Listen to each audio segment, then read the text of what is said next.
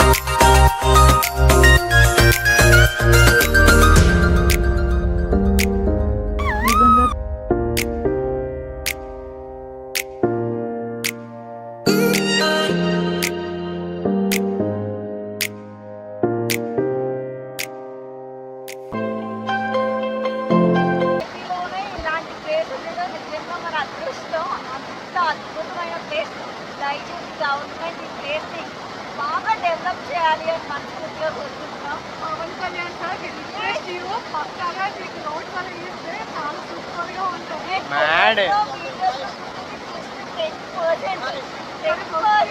ఇక్కడికి వస్తే వర్మ వస్తా.